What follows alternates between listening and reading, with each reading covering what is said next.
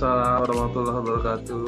Alhamdulillah, pada malam hari ini kita bisa berkumpul, Cela, di taman-taman surga ya kan, taman-taman surga. Iya. Karena kan biasanya kalau berada di majelis ilmu itu sebenarnya sedang berada di taman surga. Oke. Istilah-istilahnya Bu Mutiara ini luar biasa. Ya dong, dengan narasumber kita yang keren nih pada malam hari ini, Pak Ika Gunawan. Cela. Tapi kayaknya udah pada kenal ya sama Pak Ika ya. Malam hari ini apa nih Pak Ika yang mau dibahas nih? Ya, Bu Mutiara masih lanjutan pengolahan keuangan daerah berbasis PP12. Setelah kemarin hari kedua dengan Pak Kamal, saya nggak bisa menemani karena harus berangkat keluar kota, Bu Mutiara. Jadi kita baru bisa lanjut lagi di hari yang ketiga nih, hari terakhir pengolahan keuangan daerah. Sesuai dengan jadwal agenda awal, ini berarti kita akan masuk di materi ke-8, mulai ke-8, yaitu mengenai akuntansi dan pelaporan, kemudian arahnya sampai kepada peraturan mengenai pembinaan dan pengawasan. Begitu, Bu Mutiara? Oh, oke, baik-baik. Oke ya, karena ini udah jam berapa nih? 20, berarti di sana jam 19.21 ya? Jadi ntar kalau misalnya ada yang nanya, kita kasih kesempatan atau gimana Pak? Atau langsung diterusin sampai di ini ya? Nanti kita lihat situasi deh. Iya, lihat situasi ya Pak ya. Oke, silakan dimulai Pak Ika Gunawan. Baik, terima kasih Bu Mutiara. Selamat malam Bapak Ibu semua. Assalamualaikum warahmatullahi wabarakatuh. Senang bisa ketemu lagi dengan Bapak Ibu semua. Mohon maaf hari Jumat kemarin saya nggak bisa menemani Bapak Ibu karena dalam perjalanan menuju ke Jawa Timur, jadi nggak bisa sambil online nih. Jadi sekarang alhamdulillah sudah kembali dan bisa menemani kita sama-sama berdiskusi mengenai lanjutan dari materi pengolahan keuangan daerah berbasis pada PP12 tahun 2019.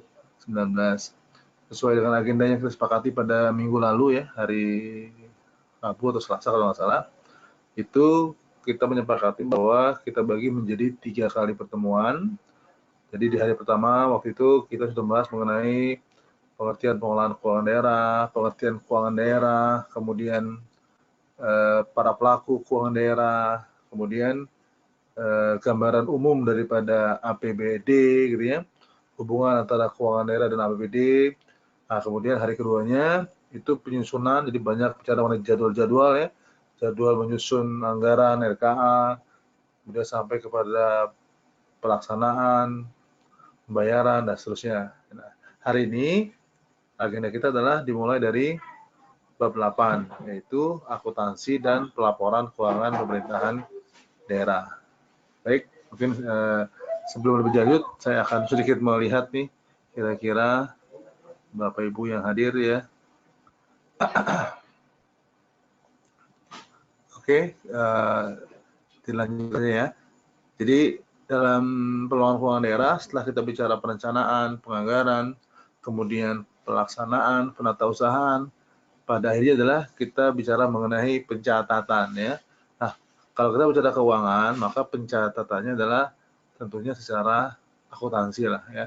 Best practice-nya, internasionalnya itu mungkin salah satu bentuk pelaporan yang relatif standar ya, baik di Indonesia maupun di dunia, itulah pelaporan secara akuntansi Bapak Ibu semua ya. Kalau kita bicara pelaporan kinerja, pelaporan lain itu kan format dan bentuknya masih berbeda-beda sehingga tidak bisa menjadi bahasa yang universal. Tapi kalau bahasa akuntansi, tentunya ini menjadi bahasa universal. Semua orang bisa baca dengan format yang relatif sama, dengan pengertian yang relatif sama. Ya. Makanya bagus sekali ketika pengolahan keuangan daerah itu mulai undang-undang keuangan negara itu menurut masa bahwa pelaporannya harus berbasis pada akuntansi. Ya. Nah, kita lihat Ibu semua, dalam pasal 185 jadi Pemda dalam rangka pertanggungjawaban itu harus menyelenggarakan yang namanya akuntansi pemerintahan daerah. Oke, nah untuk bisa menyelenggarakan akuntansi pemerintahan daerah, maka harus berdasar pada yang namanya kebijakan akuntansi pemerintah daerah. Kemudian harus dibangun juga yang namanya sistem akuntansi pemerintah daerah. Kemudian harus berdasar pada BAS. Ya. BAS ini adalah bagan akun standar untuk daerah. Nah, oke, jadi ini ilustrasi begini.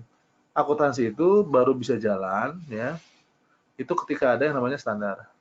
Standar akuntansi, dikenal dengan namanya standar akuntansi pemerintah. Ini sudah ada peraturannya berdasarkan PP 71 tahun 2010.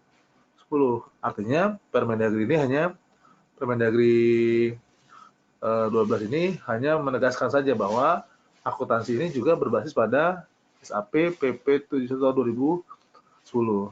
Nah, ini salah satu yang mendasar adalah yang namanya pendekatan akuntansi berbasis akrual, ya, akrual berbasis hak dan kewajiban, bukan hanya pelaporan mengenai uang masuk dan uang keluar. Pada waktu yang lalu sebelum Undang-Undang 17 ya, belum ada amanat mengenai akrual basis. Jadi waktu itu pelaporan keuangan itu relatif kepada bagaimana uang masuk, uang keluar, ya, seperti halnya yang ada di pelaporan bendahara. Jadi berapa penerimaan, berapa pengeluaran, cukuplah. Ya. Ternyata info dengan berbasis kas itu ya relatif masih kurang informatif lah, sehingga dan juga best practice-nya nggak seperti itu. Maka mulai tahun 2010 itu pemerintah menegaskan bahwa berbasis akrual. Nah, untuk bisa diterapkan berbasis SAP ini perlu 3 hal. Yang pertama adalah kebijakan akuntansi.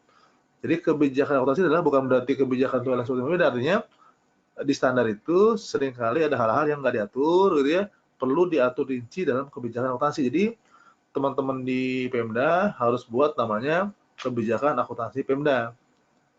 Ya, hal-hal yang tidak diatur secara khusus itu diatur rinci dalam kebijakan akuntansi. Atau kalau hal-hal yang sama sekali belum diatur, ada transaksi-transaksi yang memang khas daerah, gitu ya, maka supaya laporan keuangannya bisa dipersandingkan dengan laporan lain, maka mesti jelas kebijakannya apa. Ya.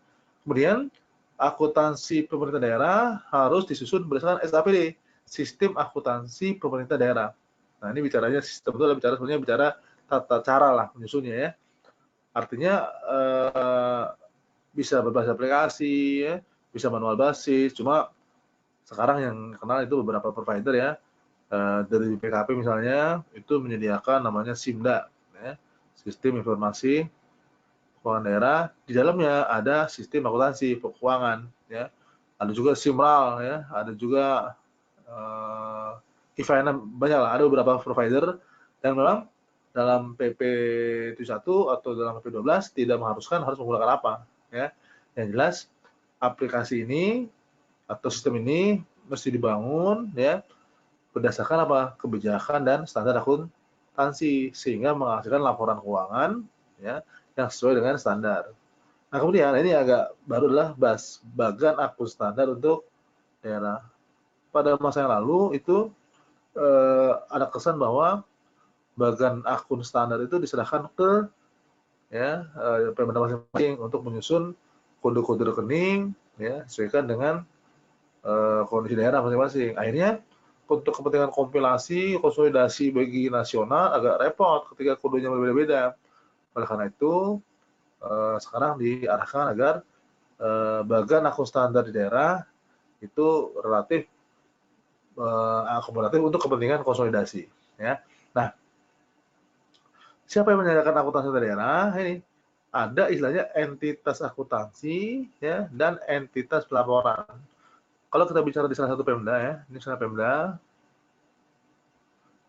itu di bawahnya kan ada SKPD, kita bahas pada hari pertama, dan SKP AD, ya. Nah, sebetulnya kalau kita bicara Pemda, laporan keuangan yang merupakan pertanggungjawaban itu satu adanya pada level Pemda yang akan diaudit oleh BPK, diopini oleh BPK. Nah, ini sebutannya sebagai entitas pelaporan. Sementara SKPD, ya, transaksi itu kan ada di SKPD sebagai pengguna anggaran. Nah, dia juga buat laporan, tapi laporan mereka tidak diberi opini, ya. dibuat dalam rangka mendukung yang namanya akuntansi Pemdanya, ya. Demikian juga SKPKD dibuat untuk mendukung laporan Pemda. Nah, laporan mereka ini disebut entitas akuntansi, Bapak semua, ya, sekedar pelaporan untuk mendukung laporan keuangan Pemda, ya. Nah, itu istilah entitas akuntansi dan entitas pelaporan. Masih banyak sekali aturan-aturan terkaitnya. Nah, ini, jadi yang namanya SAPD, ya, sistem akuntansi Pemda adalah itu memuat prosedur teknik akuntansi untuk melakukan identifikasi transaksi. Jadi transaksi mana yang mesti dicatat yang akan pengaruh kepada pelaporan, ya. Jadi ayat pertama ini sebetulnya ini bicara adalah teknik akuntansi lah, ada jurnal, ada buku besar, ada penyusunan neraca saldo, dan pada ujungnya adalah pelaporan keuangan. Mungkin yang perlu kita bahas adalah ini, Pak. Jadi apa yang dimaksud dengan laporan keuangan ini? Laporan keuangan lengkap itu adalah terdiri dari ini, ya. Ada 7 laporan, ya, dari mulai sebenarnya intinya adalah ini. Inti dari semua laporan adalah ini, neraca ini, ya, neraca.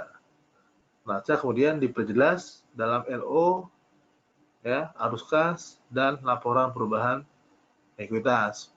Nah, kemudian dirinci lagi dalam catatan laporan keuangan. Nah, kemudian ini Bapak Ibu semua, jadi biasanya kalau saya sebutnya laporan keuangan itu bukan 7, tapi 2 plus 5.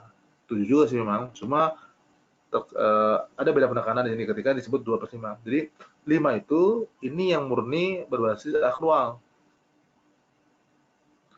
Dari mulai neraca, LO, ya, arus kas, LPE, ini yang murni akrual. Jadi kalau kita bicara belajar akuntansi di sektor private, ya, atau di best practice internasional, yang namanya pelaporan tuh hanya 3 sampai 7, ya. Nah, cuma di Indonesia khusus karena Indonesia ini tidak bisa menerapkan akrual murni. Kenapa? Karena tadi anggaran kita, ya, APBD kita itu disusun berbasis kas. Buktinya apa? Ini lihat, kalau kita bicara pendapatan, misalnya ada 1 triliun, itu asumsinya adalah rencana uang masuk selama tahun anggaran yang bersangkutan. Berarti itu berarti kas, rencana uang masuk, ya, bukan rencana hak. Demikian juga dengan belanja, anggaran belanja. Itu diartikan sebagai misalnya ya belanja misalnya 1,2 T. Itu artinya adalah pada tahun itu direncanakan ada uang keluar untuk kegiatan lain-lain sebesar 1,2 triliun. Bukan berarti hutangnya berapa, ya, belanjanya berapa. Nah, oleh karena itu, mau nggak mau kalau kita bicara laporan realisasi anggaran, realisasi atas APBD, maka ketika anggarannya adalah berbasis kas, maka realisasinya pun akan berbasis kas. Nah, itu disebut dengan laporan realisasi anggaran. Padahal secara isi laporan itu LLA tidak beda jauh dengan LO. Nah ini, tapi dua-duanya tetap ada. LO-nya berbasis akrual, LRA-nya berbasis kas. Nah, akumulasi LRA itu ada di laporan perubahan saldo anggaran lebih. Nah, demikian Ibu semua. Mungkin nanti sedikit akan saya ilustrasikan supaya Bapak Ibu punya gambaran paling tidak untuk membedakan ketujuh laporan ini, ya. Kemudian meliputi sistem akuntansi yang ada di SKPD dan SKPKD. Seperti yang saya sampaikan tadi, jadi kita menganut sistem akuntansi Pemda itu adalah desentralisasi, jadi bukan ada di Pemdanya, tapi dilaksanakan oleh masing-masing SKPD, sehingga nanti muncul laporan di SKPD, demikian juga di SKPKD, dikonsolidasi menjadi laporan Pemda. Ya. Nah, ini yang namanya pengertian bagian akun standar, Ibu semua.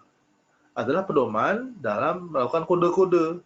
Tadi, kode mana yang akan masuk sebagai laporan neraca, kode mana yang akan masuk laporan operasional, kode mana yang akan masuk laporan perubahan ekuitas, dan seterusnya, sampai kepada kode mana yang sampai masuk laporan LRA dan seterusnya. Ya. Nah, harapannya tadi, akuntansi ini kan bahasa relatif generik lah, bahasa relatif standar bagi semua kalangan.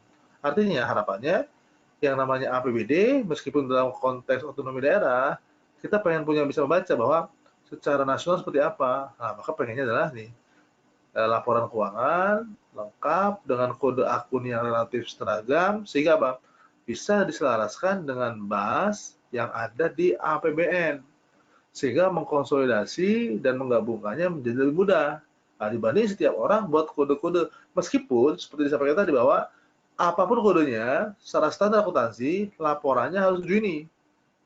Tapi tentunya meskipun sama-sama laporan 7, ketika kode-kode detailnya berbeda, itu mengkompilasinya bukan hanya mudah, ya. Interpretasi terhadap suatu akun itu berbeda-beda kan. Nah, oleh karena itu teknisnya akan sulit kalau tanpa ada bagan akun standar yang selaras dengan pemerintah pusat. Nah, di samping itu, ya, BAS itu akan berguna juga untuk mewujudkan statistik keuangan dan laporan keuangan secara nasional. Nah, jadi supaya nanti pemerintah Indonesia lah, itu bisa mempunyai gambaran mengenai neraca nasional. Selama ini agak sulit, ya. Neraca nasional itu baru-baru kita bicara neraca dalam konteks pengelolaan keuangan pusat. Ketika keuangan pusat ditambah Pemda itu relatif masih sulit, ya, terkait dengan ya, kompilasinya, ya. Nah, itu kira-kira ya akuntansi dan pelaporan keuangan daerah. Sedikit saya ilustrasikan tadi ya, supaya lebih paham lagi. Lihat ya. Sebentar, saya akan tambahkan dulu.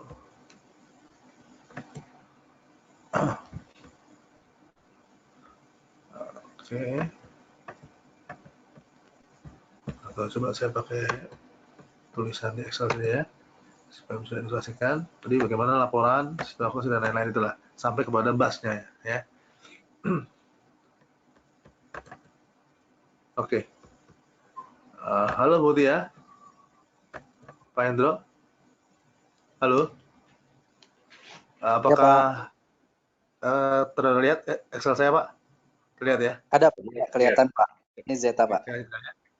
Jadi kita bicara tidak bahwa laporan keuangan itu adalah produk dari akuntansi pemerintah daerah, ya kan?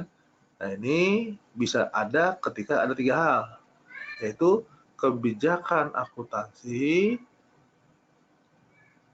kemudian sistem akuntansi atau SAPD, dan yang namanya bagan akun standar. Nah, ini akan menghasilkan laporan keuangan yang tadi 7. 7 itu 1, 2, 3, 4, 5 plus 2 laporan. Nah, ini neraca. Oke. Kemudian laporan operasional, laporan perubahan ekuitas, ya.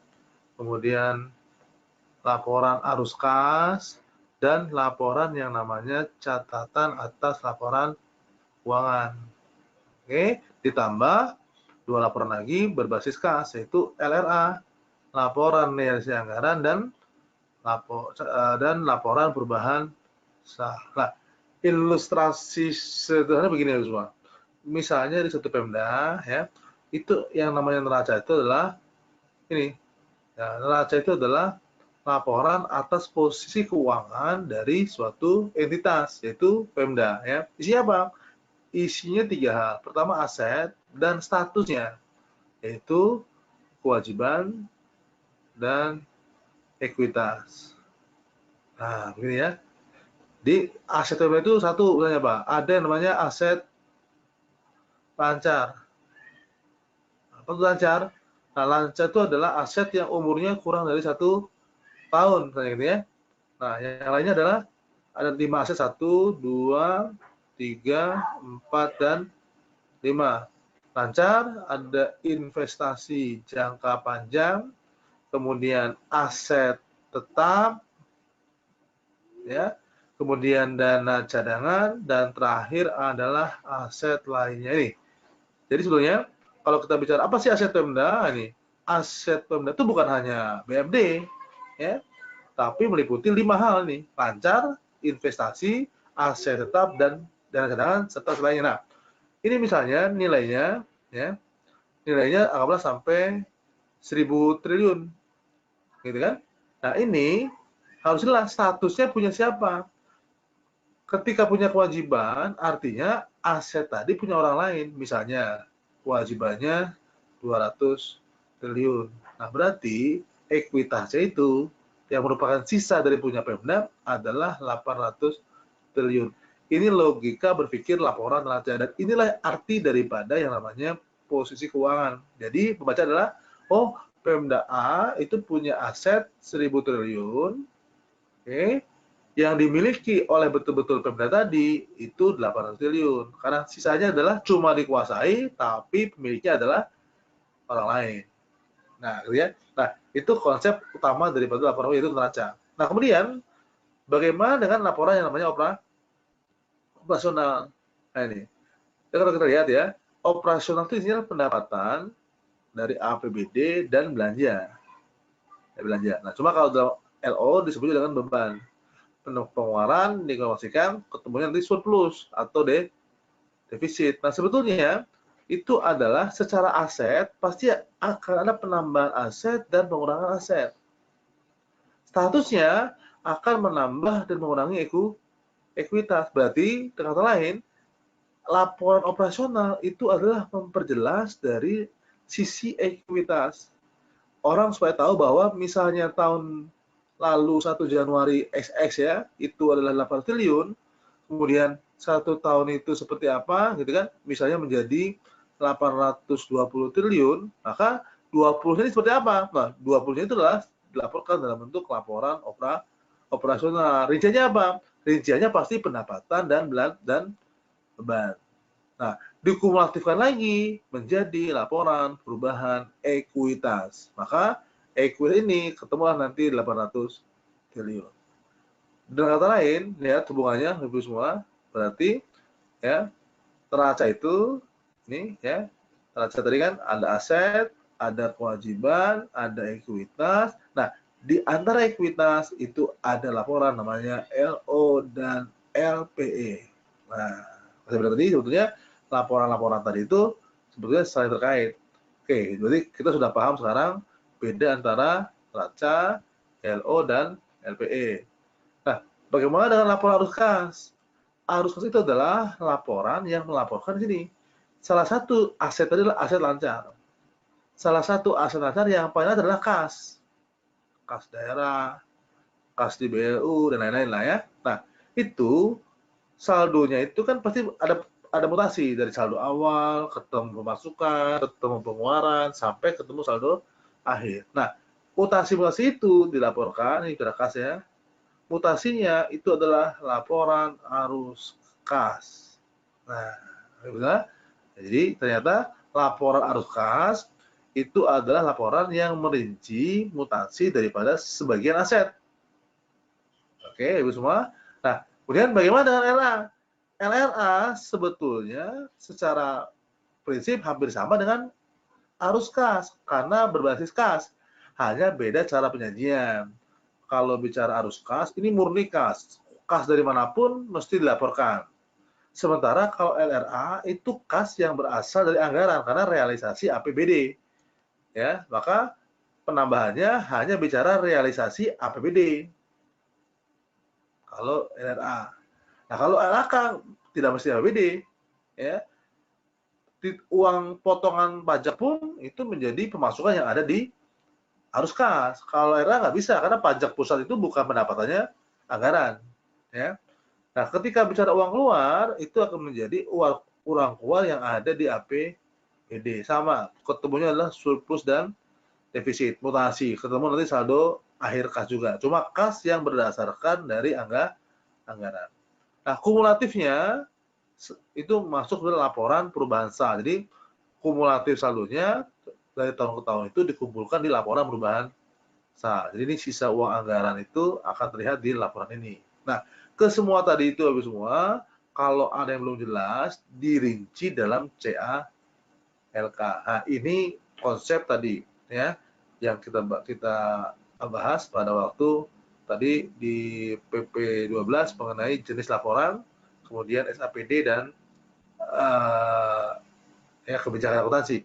Nah, kemudian di mana yang namanya kebijakan akuntansi? Kebijakan akuntansi adalah tadi ya, setiap pos neraca, pos laporan operasional dan lain-lain itu kan diatur dalam standar akuntansi. Tidak semuanya diatur. Misalnya kita bicara pengertian aset tetap.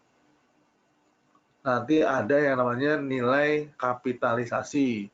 Jangan sampai semua aset tetap itu dianggap sebagai semua belanja yang nilainya yang nilai manfaatnya jangka panjang lebih setahun dianggap tetap. Kalau terlalu kecil nanti repot dalam administrasi, tidak imbang antara biaya dan manfaatnya. Oleh karena itu dibuatlah kapitalisasi. Nah, tentunya standar yang mengatur nasional tidak akan bisa mengatur secara nasional karena beda-beda materialitas dari masing-masing daerah. Oleh karena itu cukup diatur di kebijakan akuntansi.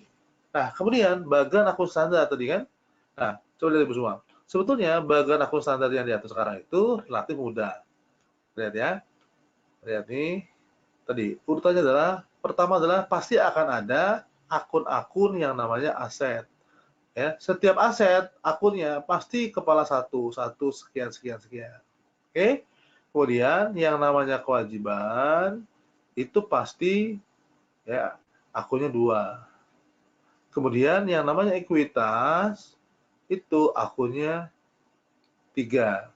Nah, di antara ekuitas ada juga tadi apa? Pendapatan, LO, dan belanja LO. Ini akunnya 8 dan 9. Nah, ini lompat ya.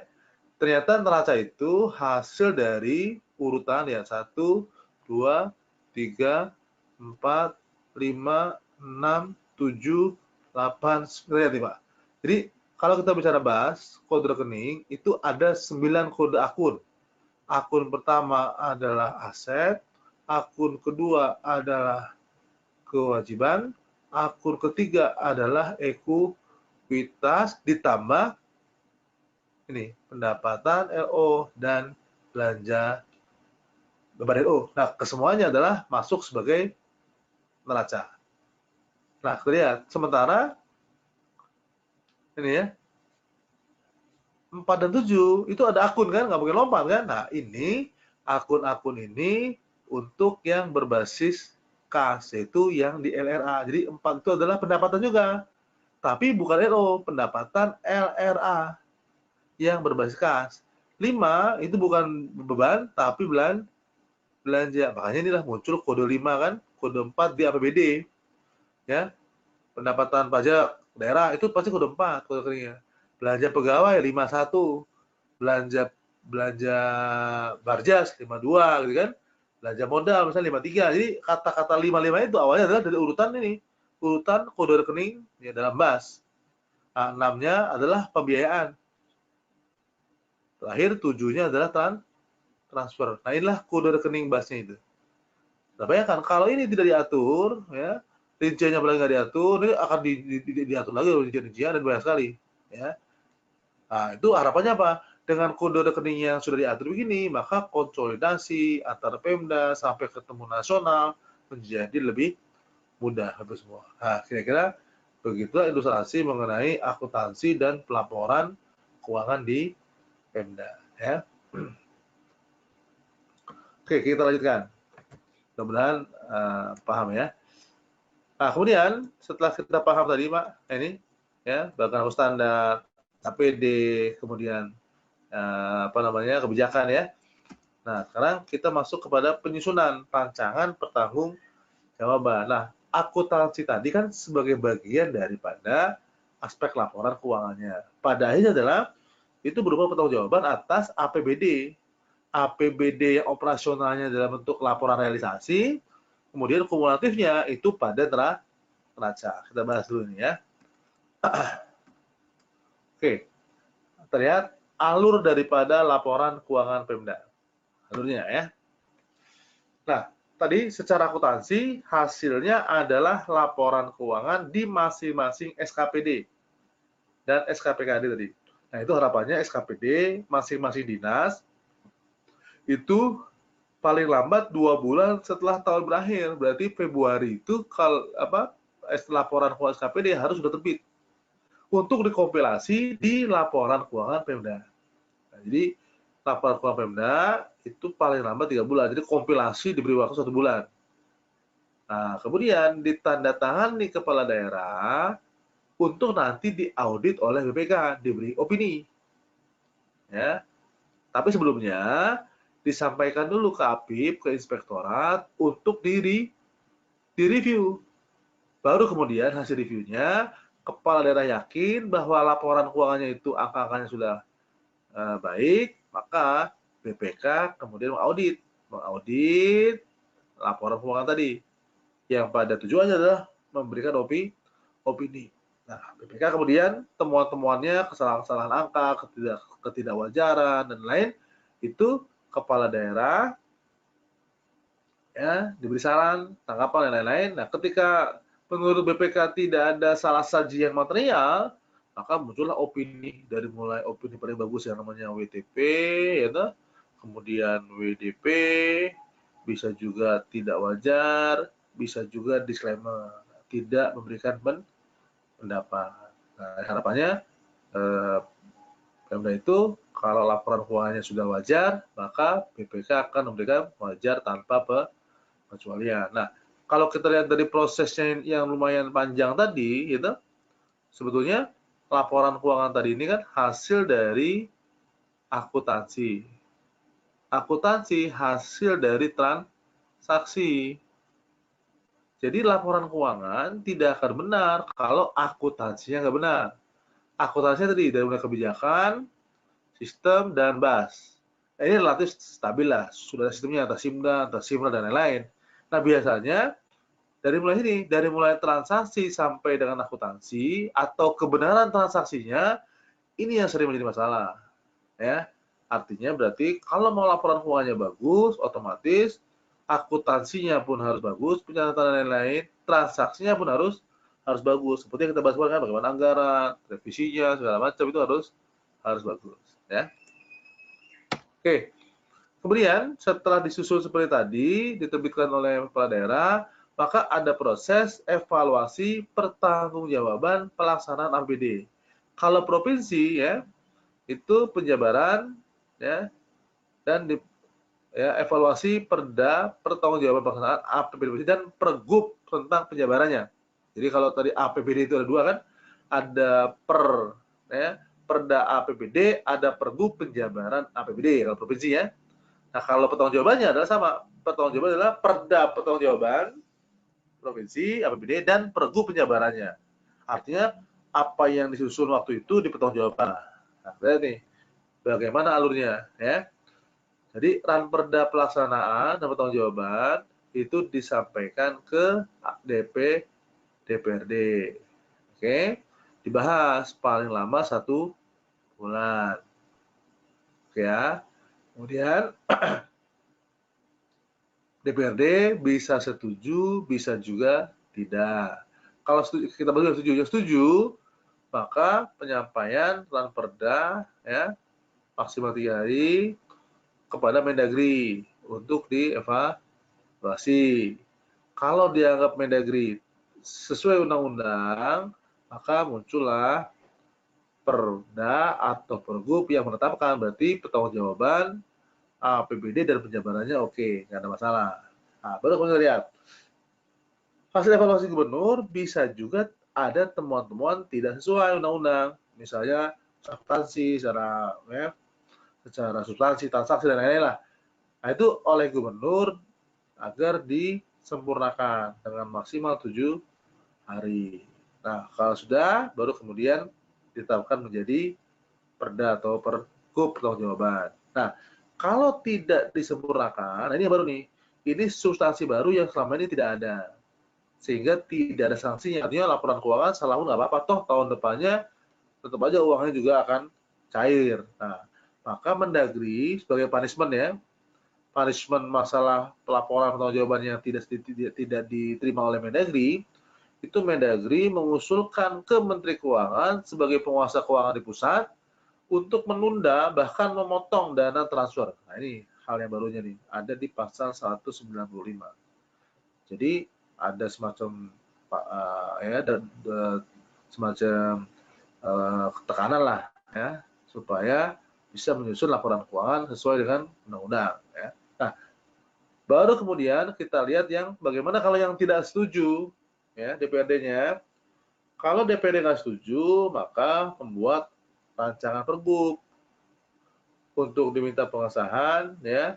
Jadi yang namanya pertanggungjawabannya tidak di Perda, tapi cukup di Pergub. Sama seperti APBD. Nah, ketika APBD itu DPRD-nya nggak setuju, maka muncullah Pergub untuk menggunakan APBD tahun sebelumnya, ya.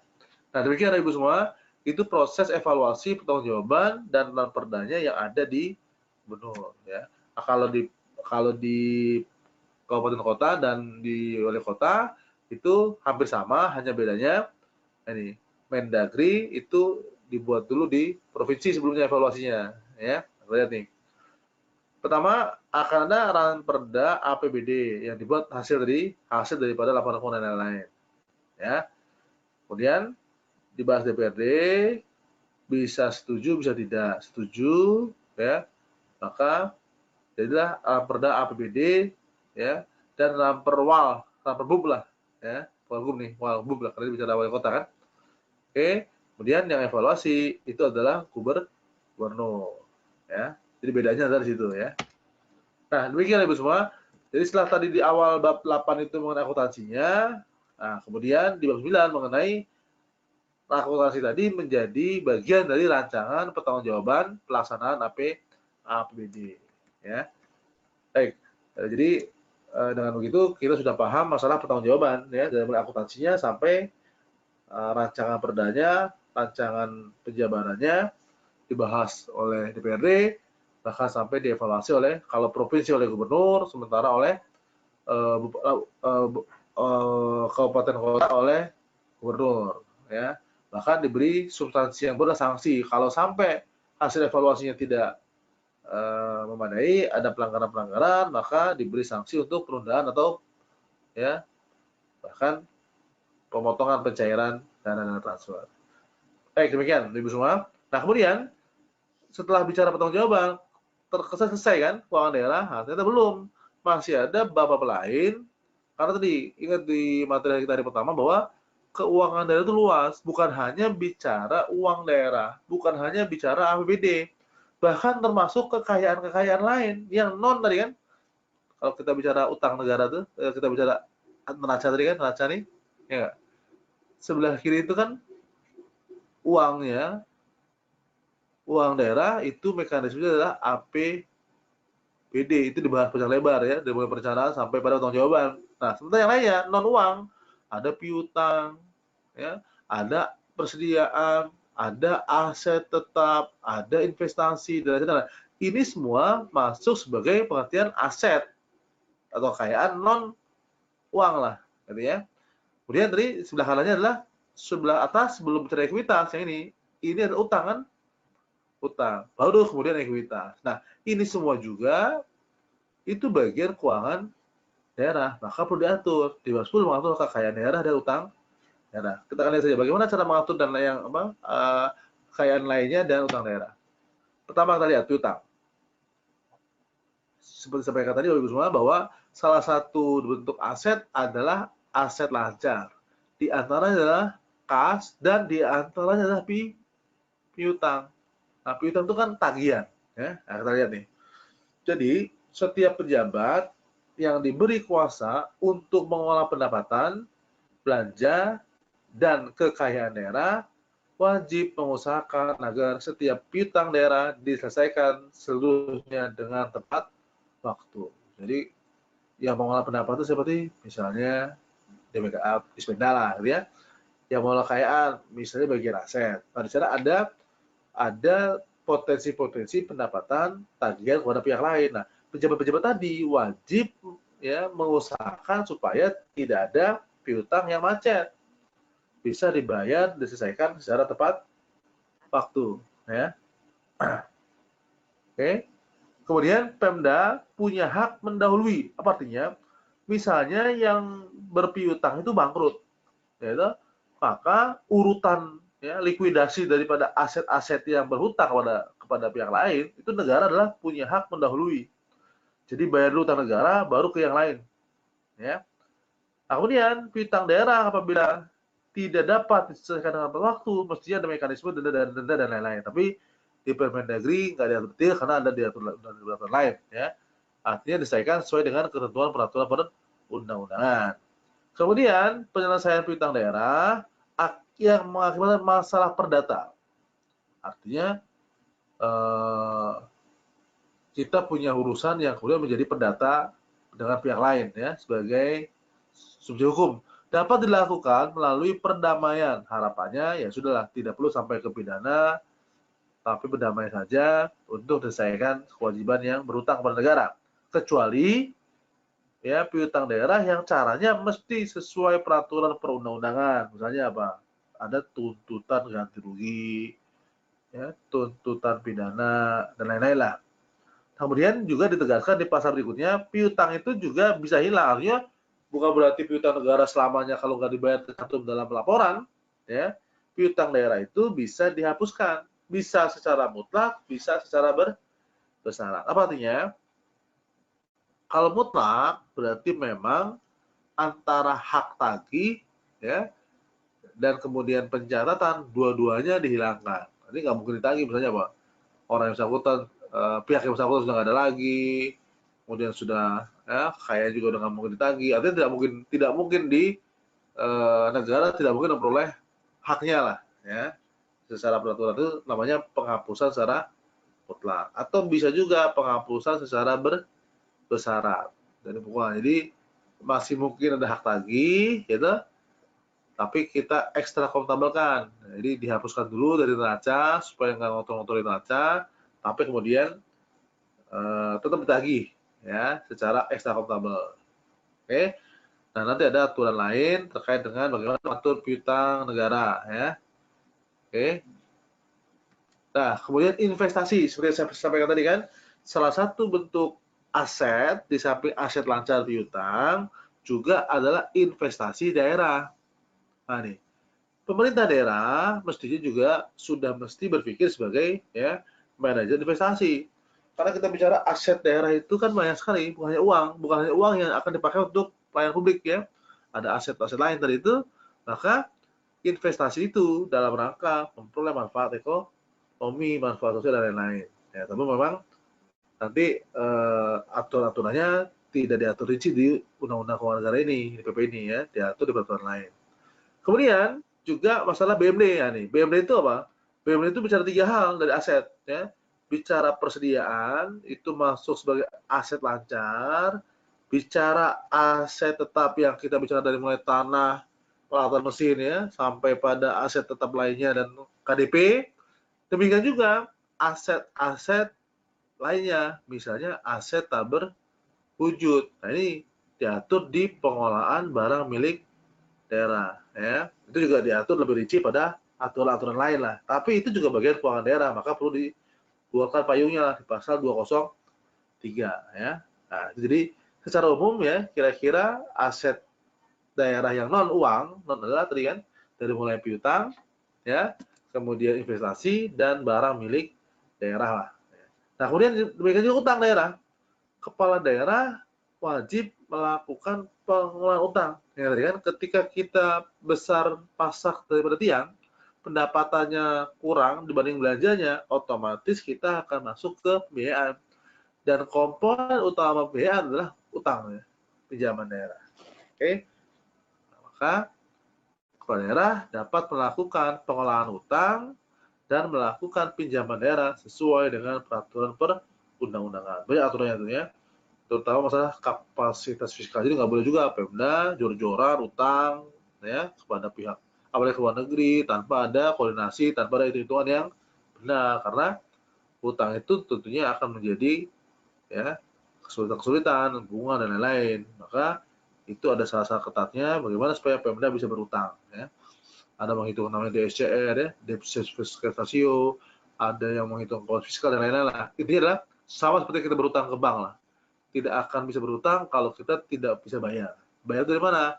Dari kemampuan kita bersaving untuk bayar utang, ya, dari pendapatan rutin. Nah, demikian semua, itu adalah ya kekayaan daerah lain yang non kas, karena yang kas dibahas panjang lebar dari APBD dari mulai anggarannya sampai bertanggung jawabannya. Kemudian utang daerah ya dibahas tadi, itu ternyata apa? Logika berpikir ini adalah logika berpikir di sisi neraca tadi ya. Oke, kemudian berikutnya adalah BUD. Badan Layanan Umum Daerah. Jadi kalau kita bicara entitas keuangan daerah yang dibahas sebelumnya, itu kan kita bicara entitas yang ya secara umum adalah entitas normal. Jadi aturan dasar adalah tidak ada unit kerja SKPD yang terima uang kemudian ya bisa pakai langsung. Nah, ini kan harus setor dulu ke kas daerah melalui mekanisme APBD, pengeluarannya mekanisme APBD. Itu organisasi daerah ya keuangan pada umumnya. Jadi semua pendapatan harus masuk ke kas daerah. Pengeluaran pasti masuk ke kas daerah. Ini mekanisme umumnya. Oke, habis semua ya. Nggak ada yang namanya pengeluaran masuk langsung dari wajib pajak, nggak ada. Wajib pajak, wajib retribusi semuanya masuk dulu ke kas daerah. Oke. Nah, cuma kalau kita bicara ya perkembangannya banyak pemasukan kepada unit daerah ya yang tidak melalui kas daerah. Itu sebenarnya nggak boleh. Contoh, misalnya di unit kesehatan ya puskesmas, itu yang namanya dana JKN masuk ke puskesmas, kemudian langsung dipakai oleh puskesmas. Nah ini sebenarnya melanggar konsep dasar keuangan daerah. Puskesmas bisa jadi dia bukan BLUD. Nah, ketika bukan BLUD harusnya dia tunduk pada mekanisme umum bahwa tidak boleh terima uang dan pakai. Jadi harusnya store dulu ke kas daerah, baru pakai. Nah, cuma kan tadi kalau boleh repot, padahal ini butuh pelayanan. Maka dibentuklah organisasi BLU, Pola Pengelolaan Keuangan BLUD. Jadi ini memang arahannya adalah dalam rangka pelayanan publik, fleksibilitas, kecepatan, maka tidak perlu uang-uang tadi disetor dulu ke kas daerah, tapi cukup langsung digunakan langsung oleh unit BLUD-nya. Ya. Nah ini, jadi Pemda ya membentuk BUD ya. Nah ini, nanti Pemda juga dalam rangka supaya bisa melayani dengan baik ya public service-nya, maka mesti menetapkan apa saja yang difleksibilitaskan. Ya, contoh tadi masalah belanja, tidak perlu store dulu uangnya ke daerah, tapi bisa langsung dipakai. Nah, waktu pakai gimana caranya? Apakah pakai ketentuan umum atau ketentuan khusus? Gitu. Nah, kemudian pejabat pengelola harus bertanggung jawab atas fleksibilitas. Oke, BLUD bahkan bicaranya bukan sekedar RKA, tapi penyusun yang namanya rencana bisnis dan anggaran. Ya. Jadi BLUD sudah setengah perusahaan lah, ya, tapi tujuannya adalah public service. Kemudian laporan keuangan BUD, nah ini, kalau di masa yang lalu, Ibu semua, laporan keuangan BUD itu disusun berdasarkan dua laporan, standar akuntansi komersial, ya, keuangan komersial, dan standar akuntansi pemerintah. Sekarang jelas, hanya SAP saja. Kenapa? Karena sebetulnya BUD itu pasti sebagai instansi pemerintah, ya, dan sudah ada standarnya, itu PSAP 13 mengatur, ya, hal-hal yang selama ini tidak bisa pakai SAP. Ya. Jadi sudah semuanya pakai standar akuntansi pemerintah. Kemudian pembinaan keuangan BUD dilakukan tetap oleh PPKD, ya, dan pembinaan teknis oleh kepala SKPD. Misalnya puskesmas, puskesmas akan jadi BLUD misalnya. Maka secara keuangan pembinaannya tetap ada di DPKD. Nah, pembinaan teknisnya oleh Dinas Kesehatan. Nah ini, salah satu bentuk fleksibilitas yang namanya pengelolaan keuangan adalah seluruh pendapatan ya dapat langsung digunakan sebagai belanja tanpa setor ke kas daerah. Ya, nah, nanti detailnya diatur di Permendagri lain lah, 78 dan lain-lain ya. Nah itu yang namanya BLUD ya Ibu semua ya. Nah kemudian ya sudah bahas mengenai akuntansi, pertanggungjawaban, kemudian pengaturan-pengaturan lain, masalah kekayaan dan hutang, ada BLUD. Nah, kemudian kita bicara sekarang di bab 12 ya, diatur mengenai penyelesaian kerugian keuangan daerah. Nah, ini kerugian. Karena pada prinsipnya keuangan negara itu tidak boleh rugi ya. perlu ada pertanggungjawaban atas kerugian keuangan daerah. Maka diatur masalah penyelesaian kerugian keuangan daerah. Ya, lihat setiap kerugian keuangan daerah ini. Jadi kalau kita bicara konsep kerugian keuangan, ya, kerugian keuangan itu, ya, kalau disebabkan oleh perbuatan melawan hukum, jadi melawan hukum, ya, oke, kemudian lalai, gitu ya, maka harus sesuai dengan peraturan perundang-undangan. Ya, nah, setiap bendahara, ASN yang bendahara atau pejabat lain karena perbuatannya melanggar hukum, kewajibannya, nah ini langsung diminta untuk mengganti kerugian dimaksud. Jadi efek kerugian negara karena negara nggak berugi, maka mesti dituntut ganti rugi minimal. Ini kalau dia lalai. Kalau dia nggak lalai sengaja, berarti unsurnya sudah pidana. Sanksi apa? Pidana plus ganti rugi juga. Ya. Oke. Kemudian tata cara penggantian kerugian daerah diatur di peraturan undang-undang yang lainnya. Ya. Oke, demikian mengenai ya gambaran besar mengenai kerugian keuangan daerah. Kemudian masuk ke informasi keuangan daerah, Bapak semua. Ya. Setelah kita bicara tadi pelaporan, ternyata masih ada lagi informasi-informasi yang dibutuhkan, harapannya menjadi bentuk transparansi lah ya kepada publik.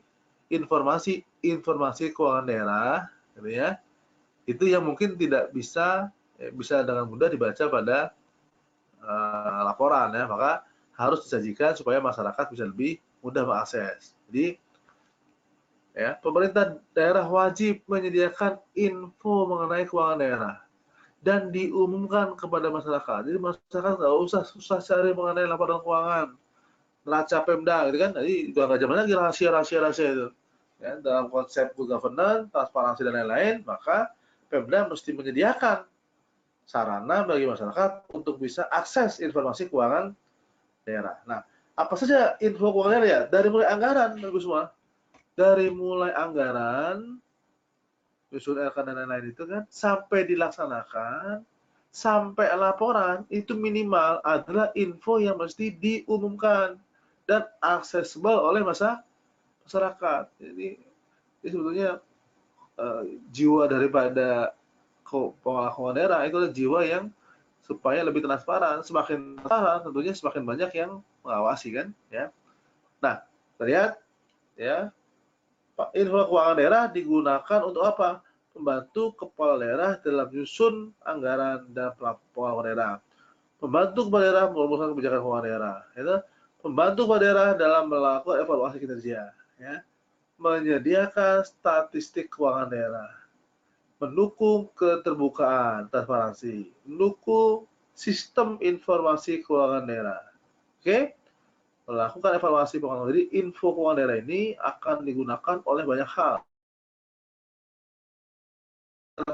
DBH, DAU, ya, DAK, oke?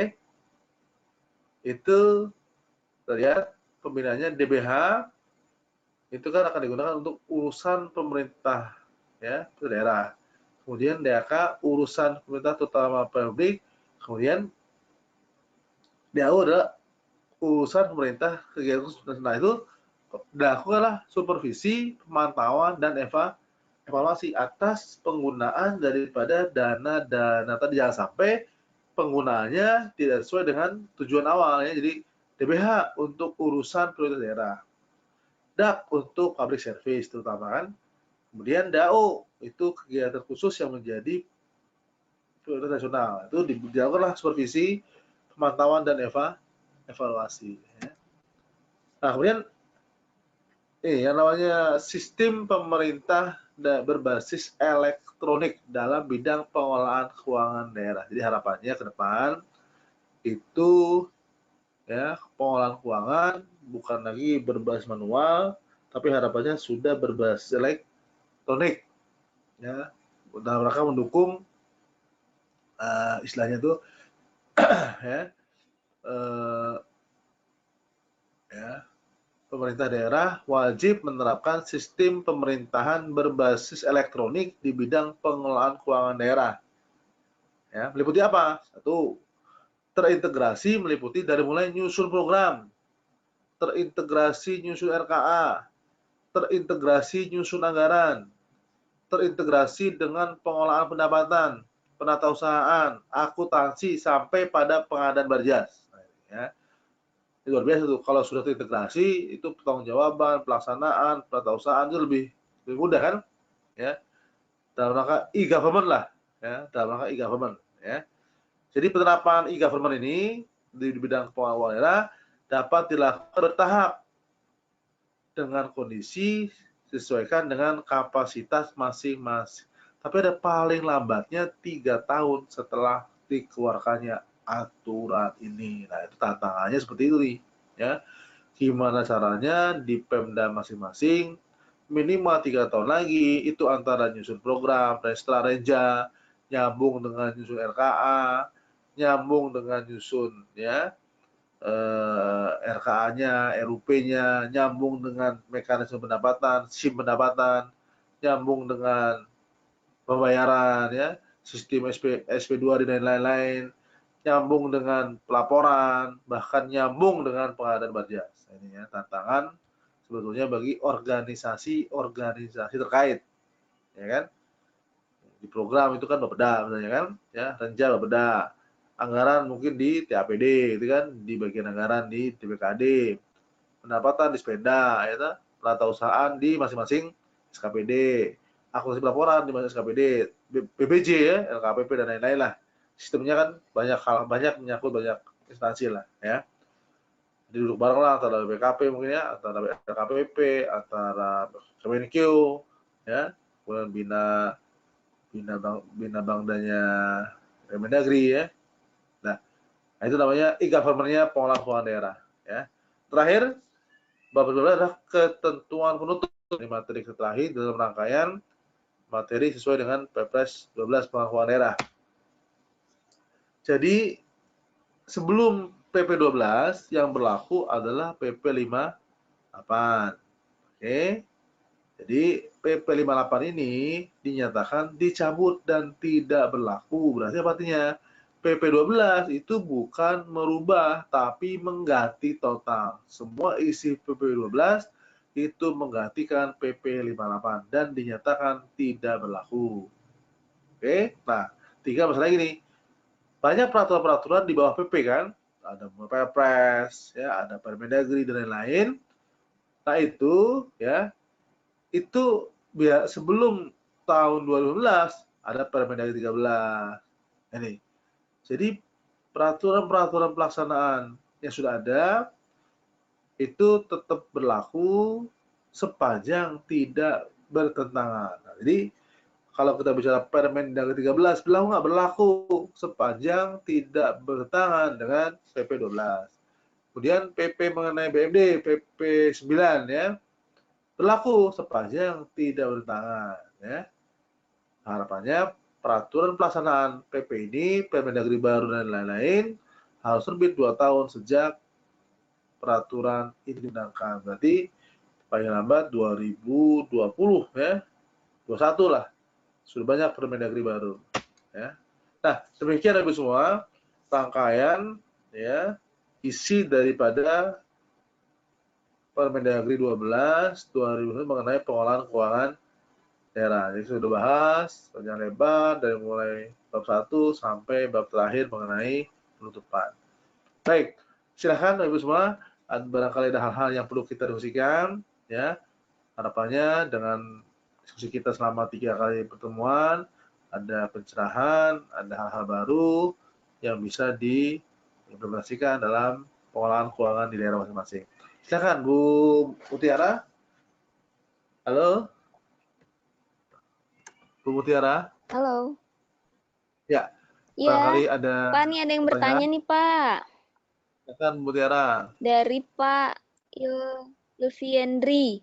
Adakah aturan yang membuat standar tingkat materialitas bagi auditor BPK? Apakah dalam pemeriksaan laporan keuangan BPK juga mengaudit proses tender? Apakah perangkat daerah atau Pemda bisa menolak LHP BPK? 3 pertanyaan tuh, Pak. Oke. Sebentar, saya baca di mana ya? Ilviendri ya.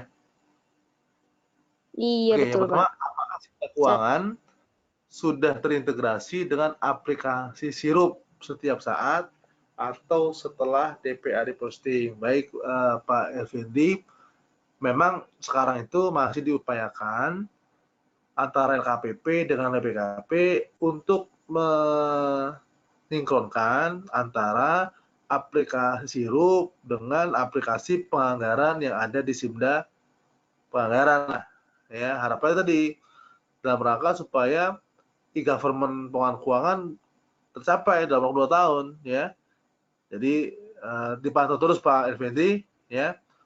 Harapannya memang seperti itu. Jadi BPKP dengan LKPP juga sudah berusaha keras karena ini tadi kan awalnya dibikin oleh pengembang berbeda tuh. Simda Keuangan dibikin oleh BPKP, Siru dibikin oleh LKPP. Nah, salah satu kendalanya adalah koordinasi dan lain-lain, kemudian teknologinya itu menjadi upaya tantangan tersendiri lah. Tapi semangatnya jelas Pak. Jadi BPKP, LKPP itu akan mengupayakan supaya sirupnya terintegrasi dengan aplikasi Simda Keuangan mengenai anggaran. Adakah aturan yang membuat standar tingkat materialitas bagi auditor BPK? Ada Pak.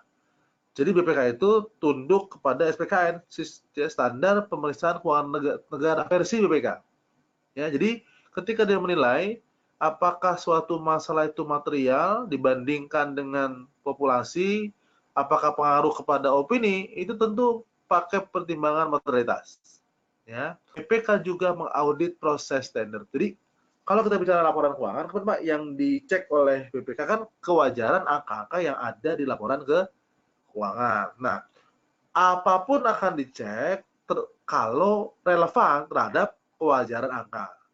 Nah, kita lihat misalnya, tender itu kira-kira pengaruh nggak kepada kewajaran angka-angka belanja, ya? Karena kalau kita bicara PBJ, otomatis ujung-ujungnya adalah angka belanja, ya. Jadi bisa saja BPK merasa bahwa kalau tender nggak benar, misalnya apa? Yang muncul berarti bukan harga terbaik, ya. Nah, atau kalau tender nggak benar, kualitas barangnya mungkin tidak senilai dengan belanjanya. Nah, itu kan cara-cara BPK untuk meyakinkan dirinya bahwa nilai-nilai belanja itu menjadi wajar, Pak. Cuma memang arahnya bukan dalam rangka compliant, apakah tendernya taat atau tidak, bukan. Tapi harus dikaitkan kepada kewajaran angka-angka pengeluaran belanja, Pak. Ya. Apakah perangkat daerah Pemda bisa menolak LHP BPK?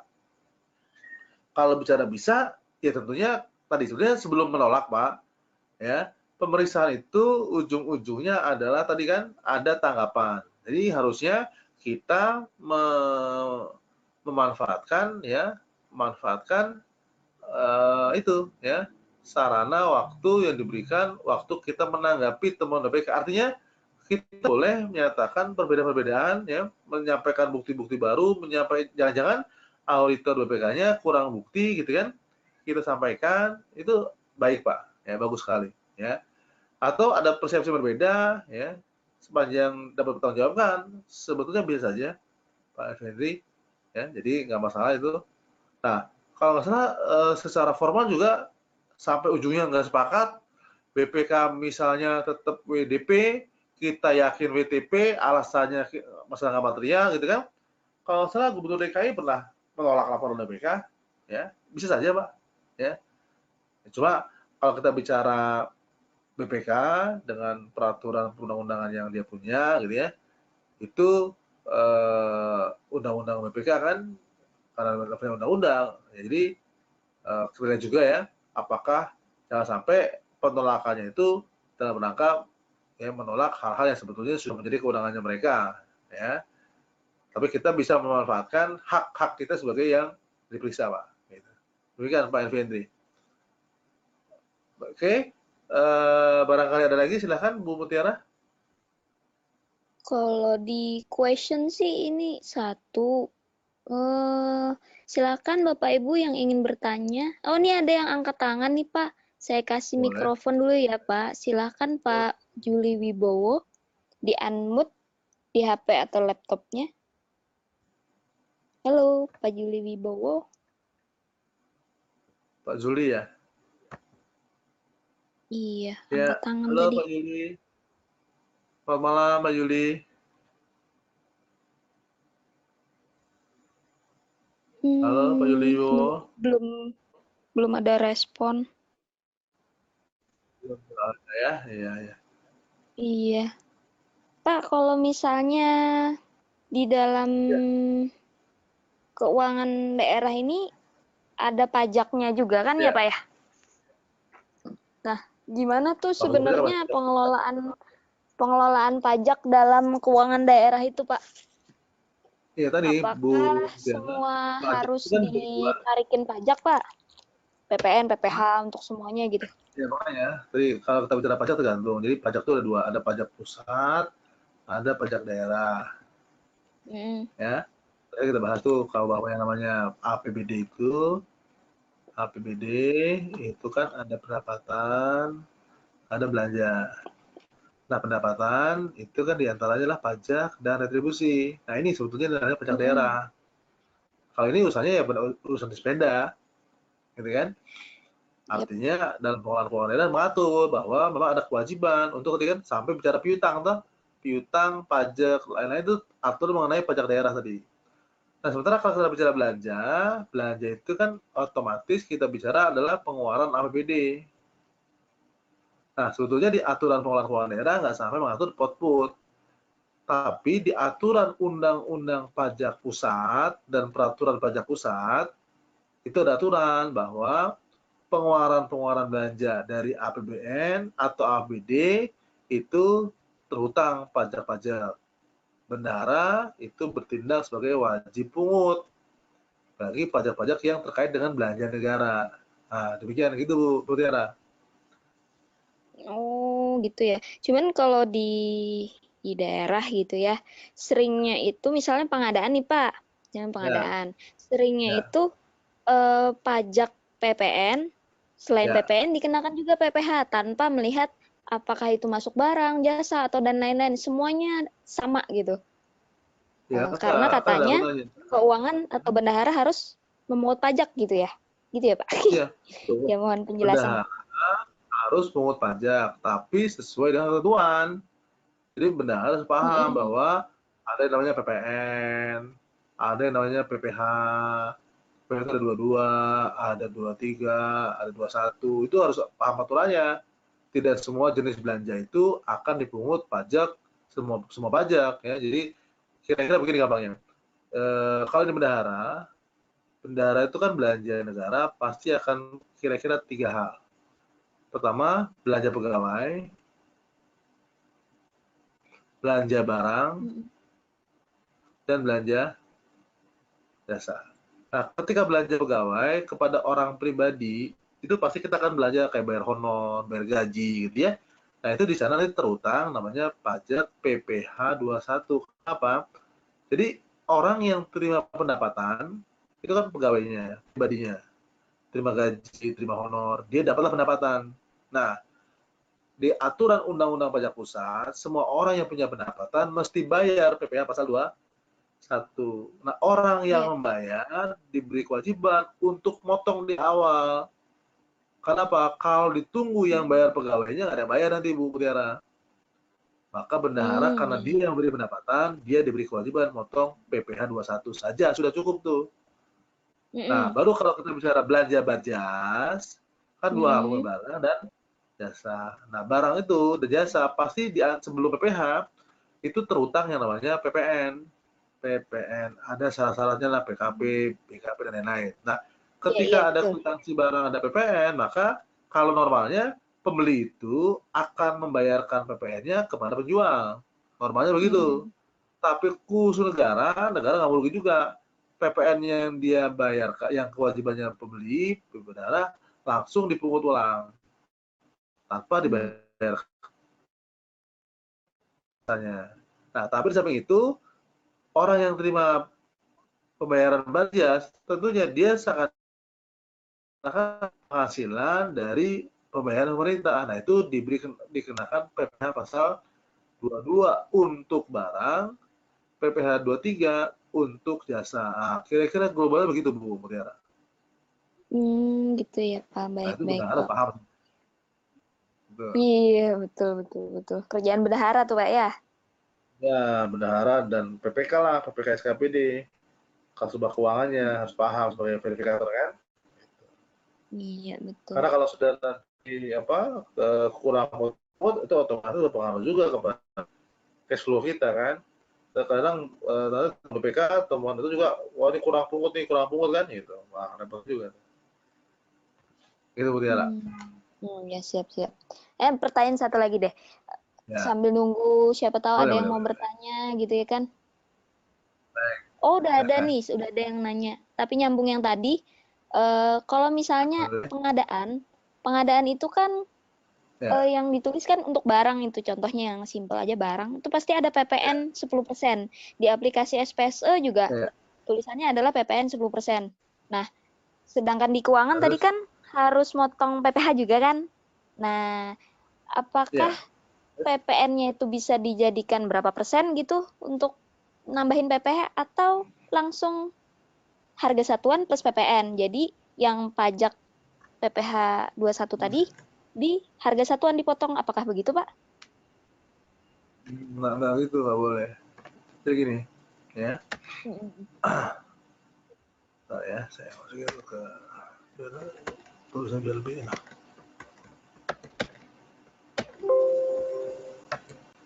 Kita kelihatan Mutiara Excel saya? Kelihatan. Kelihatan ya? Oke. Jadi sebetulnya kalau kita bicara transaksi budget ya Bu ya, ini ada bendahara, anggaplah ini swasta. Ini kita punya penyedia. Penyedia kan jual barang bisa ke bendahara, bisa ke swasta kan? Ya nggak? Nah ini sebetulnya alurnya begini berpikirnya. Jadi yang namanya barang itu penyedia tentunya beli dari orang lain kan? Dari penyedia lain, dari distributor lah. Gampangnya. Nah ini ada nilai tambah. Dia misalnya beli barang 100, jual sama kita 120. Tentunya sama kan? Ke bendahara sama, ke orang swasta sama. Nah maka ini ada 20 namanya nilai tambah, added value. Nah itu dipungut pajak. Jadi bendahara atau swasta nih harus bayar 120 plus 12. Ini berarti 100 plus 10 ya. Jadi si penyedia waktu beli dia bayar 110.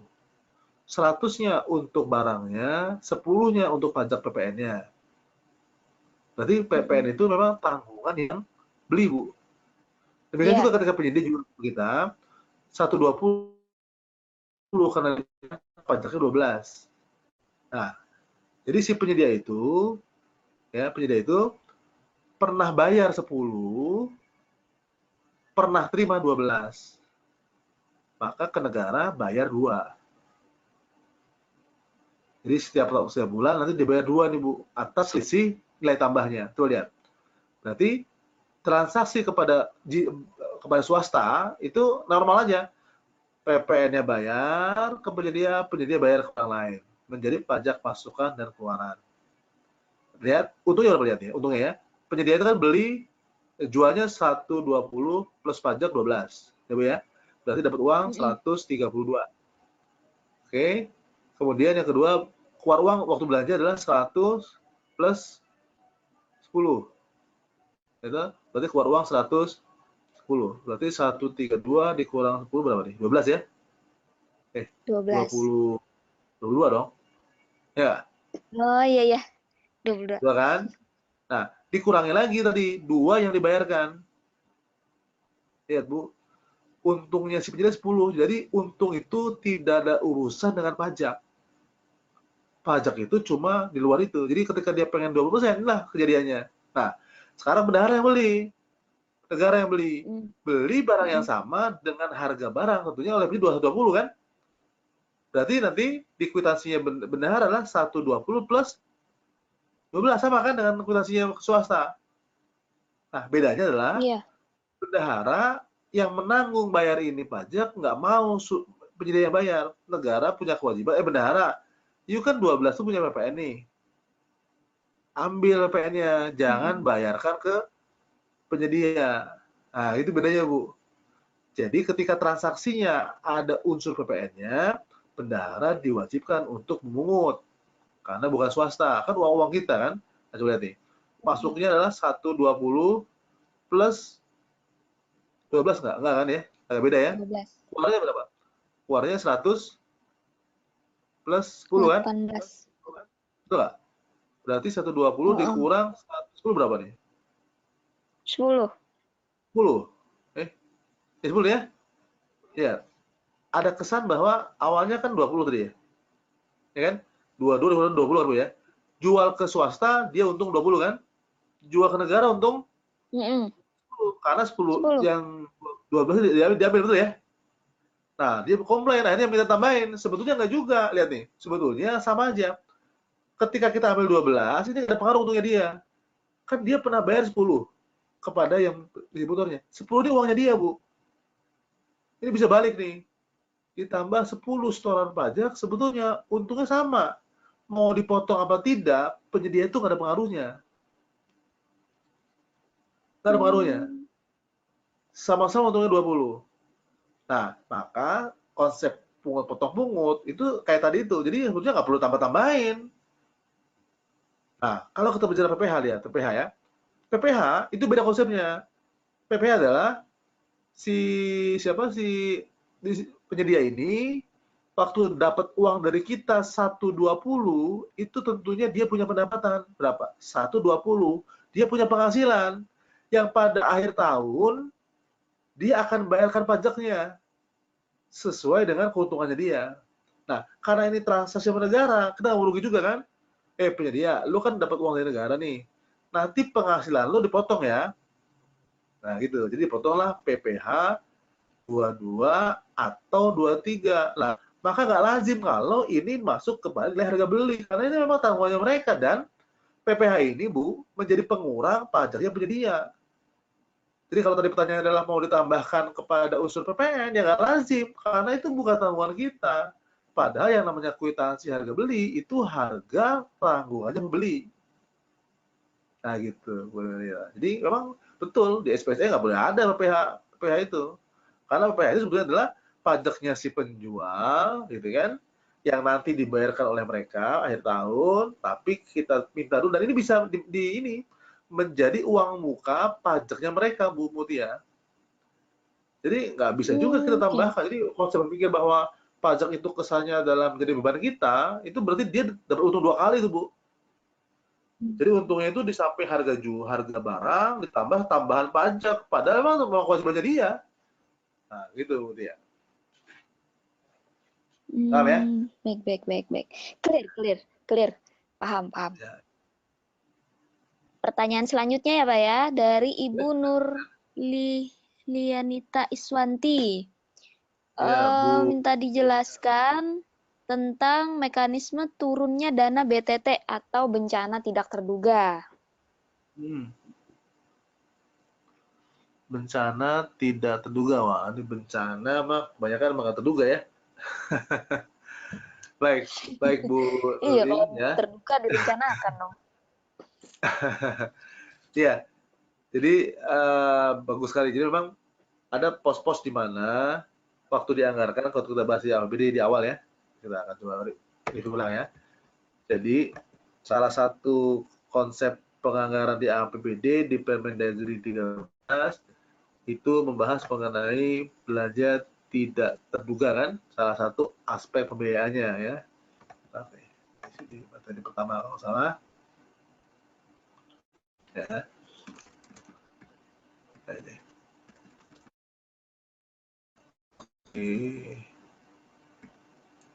ini kan APBD ini ya. Nah, ini. Jadi waktu kita bahas di awal pertama betul sekali. Jadi ada belanja tidak terduga ini. Nah, ya. Waktu kita bicara belanja tak terduga, belanja daerahnya nih, belanja terduga ya. Belanja pegawai, belanja subsidi gitu kan. Belanja modal, di antaranya adalah belanja tak terduga ini, Bu Ria. Di pasal 69 diatur bahwa yang namanya belanja tak terduga adalah belanja pengeluaran anggaran atas beban APD untuk keadaan darurat, ya, mendesak, ya, termasuk keperluan mendesak serta pengembalian atas kelebihan pembayaran atas penerimaan daerah tahun-tahun sebelumnya. Ini bisa ya. Nah, kriteria keadaan daruratnya itu ditetapkan di Perda apa saja yang masuk terduga. Nah, kriterianya terlihat ya, darurat adalah bencana alam, Basarnas, dan kerusakan sarana publik. Itu masuk kriteria darurat. Kemudian keperluan mendesak itu misalnya apa? Kebutuhan dalam rangka pelayanan dasar masyarakat yang belum ada tersedia anggarannya. Oke, belanja daerah dan seterusnya. Sebetulnya ini, kalau kita bicara yang dimaksud adalah ini, belanja ini, berarti sebetulnya sudah dianggarkan di APBD. Maka ketika masuk kategori ini, dua ini, keadaan darurat mendesak, itu berarti mekanisme pencairannya seperti di pembahasan waktu pencairan itu. Ya, ada pernyataan dulu keadaan daruratnya, ada administrasi mendesaknya, gitu ya. Nah, jadi ada otorisasi dulu, otorisasi dari pejabat-pejabat yang berwenang menyatakan darurat dan mendesak tadi, Bu. Nah, kalau sudah otorisasi, sudah pencairannya seperti biasa. Ya, kalau kita kaitkan kepada PBJ darurat, kan ya ekstrimnya bahkan kalau sudah ada pernyataan darurat oleh otorisasi darurat oleh pejabat berwenang itu kalau usah lagi bicara dulu mekanisme DPA ya, kemudian anggaran perubahan, laksanakan dulu hal-hal lain menyusul gitu kan, supaya bisa ditandatangani pencairannya menyusul belakangan setelah ada otorisasi dari pihak-pihak terkait. Nah, demikian mungkin yang dimaksud darurat begitu, Bu. Ini ya. Jadi sebetulnya sudah ada di anggaran di belanja tidak terduga tadi. Ya.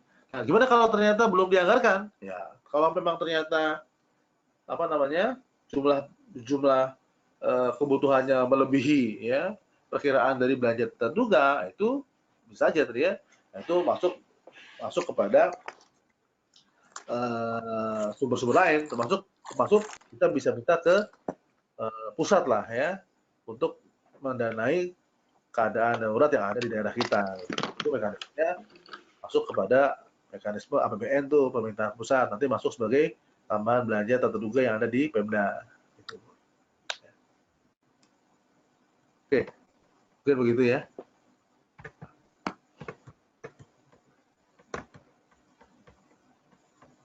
Halo, Bu Mutiara ada lagi?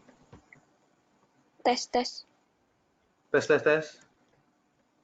Halo, Bu Mutiara? Yes. Pertanyaan selanjutnya ya, Pak? Boleh silakan ya. Pertanyaan selanjutnya saya nggak mau sudah maaf ya. Pertanyaan dari Ibu Reniwarti. Oke, ya, saya cek ya. Bu Reniwarti.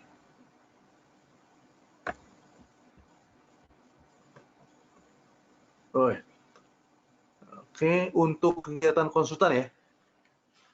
Untuk kegiatan konsultan perencanaan pembayaran apakah berdasarkan output atau berdasarkan invoice? Di aturan Pepres harus berdasarkan output, tetapi inspektorat tetap berdasarkan invoice. Sebetulnya yang dimaksud invoice apa nih? Kalau yang namanya output kan bicara pekerjaannya, invoice kan bicara tagihannya ya. Jadi waktu nagih, waktu si konsultan nagih pakai invoice, harusnya berdasarkan output. Kita bayar nilai rupiahnya dari invoice, tapi hitung-hitungannya berdasarkan output yang ada. Mungkin begitu Bu Reni ya? Apa itu yang dimaksud? Atau mungkin yang dimaksud invoice-nya ini ya, invoice-nya konsultannya ke mana? Ke suppliernya gitu ya? Bu Reniwarti, bisa dibuka ini, di unmute dari HP-nya Bu Reni, silakan. Terima kasih Bu Mutiara. Bapak, ini masalah invoice itu maksudnya gini, kan kegiatan saya tuh 6 bulan. waktu Ya, Bu. pelaksanaannya kegiatan 6 bulan. Ternyata karena saya minta dipercepat kebutuhan DAK, kebutuhan yang lain-lainnya, akhirnya 4 bulan mereka selesai. Jadi saya mau minta tagihan 100%. Terus sama keuangan disuruh ke inspektorat. Inspektorat bilang tetap berdasarkan invoice. Invoice itu kan gaji bulan, orang bulan ya kalau konsultan ya.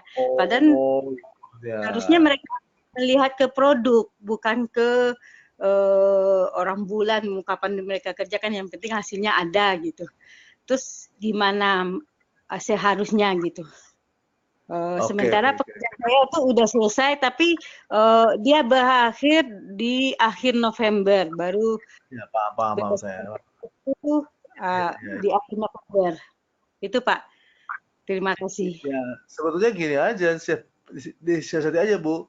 Invoice-nya kan dia dibayar misalnya dibayar dengan tarif anggaplah 10 juta ketika kerjanya 6 bulan, gitu Bu ya.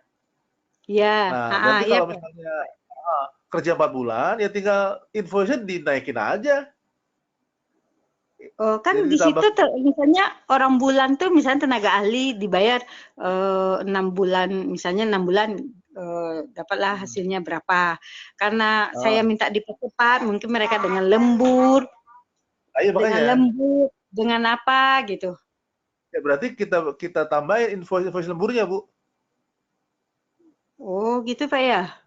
Iya loh, kalau hanya bicara formalitas ya.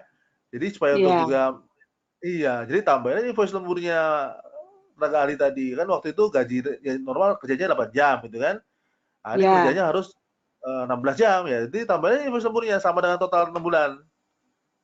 Tapi di Perlem itu Pak, di sana tidak perlu melihat ke gimana caranya, yang penting outputnya. Misalnya kalau di rancangan kontrak saya itu misalnya selesai dibayar, misalnya selesai menghasilkan rancangan ini dibayar sekian. Jadi untuk kelanjutannya dibayar sekian gitu.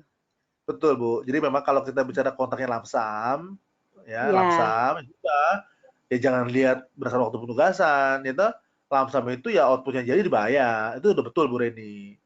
Cuma kalau tanya orang keuangan itu kan, orang keuangan itu kan sama inspektorat dia pakai konsep konservatif, kehati-hatian.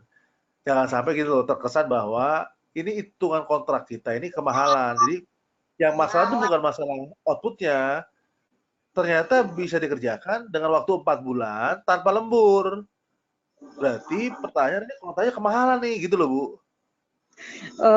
Gini Pak, paket saya itu kan validasi jaringan irigasi 6.500 hektar itu cuma 800. Kalau wajarnya itu harusnya 3 miliar. Karena di anggaran saya mepet dan kebutuhan untuk DAK harus harus didelinasi semua jaringan irigasi terkoneksi dengan geofisial, maka pokoknya dana 800 itu dicukup-cukupkan dengan 6.500 hektar. Makanya sebetulnya si konsultan itu kan dengan dana segitu udah mepet lah. Ya, terus ini waktu pelaksanaan karena kebutuhan DAK untuk pengajuan DAK kayak sekarang kan untuk wilayah Sumatera dibawa ke Palembang ya untuk desnya. Kan?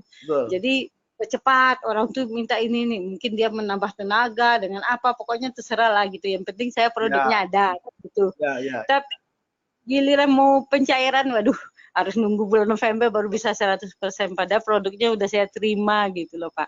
Iya, betul sih.